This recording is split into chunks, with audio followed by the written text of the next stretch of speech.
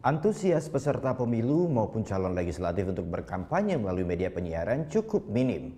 Hal ini diduga karena ada ketakutan dari peserta pemilu terkait aturan yang diterapkan oleh lembaga penyelenggara pemilu.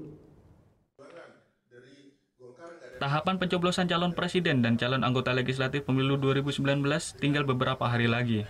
Namun hingga menjelang berakhirnya masa kampanye, tidak banyak peserta pemilu maupun calon anggota legislatif yang memanfaatkan media penyiaran untuk menyampaikan visi misinya. Komisioner Bidang Isi Siaran Komisi Penyiaran Indonesia, Harley Stefano, mengungkapkan hal ini disebabkan adanya ketakutan dari para peserta pemilu maupun caleg untuk beriklan di media penyiaran karena tidak semua difasilitasi oleh KPU. Pihaknya berharap para peserta pemilu maupun caleg untuk memanfaatkan sisa waktu masa kampanye dengan memanfaatkan media penyiaran, asalkan sudah sesuai dengan peraturan yang ditetapkan.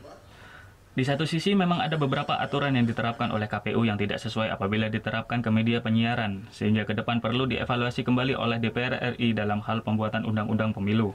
Hal yang tidak cukup dipahami oleh penyelenggara pemilu, lalu kemudian diaturkan itu kepada lembaga penyiaran, termasuk misalnya bagaimana penayangan iklan, pemberitaan, maupun program siaran, bahwa harus di waktu prime time dan sebagainya. Lalu ketidakpahaman penyelenggara tentang apa yang disebut dengan stasiun induk jaringan dan anak jaringan dalam sistem SSJ.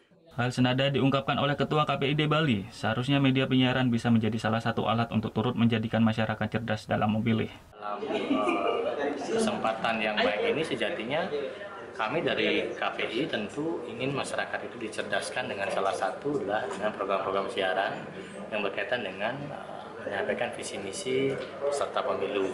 Nah ini kita yang harus kembali tekankan agar memanfaatkan. Jadi jangan serba ketakutan bahwa takut melanggar, takut dengan aturan itu sejatinya tidak benar. Bahwa itu bisa dibicarakan dan tinggal kita berkoordinasi.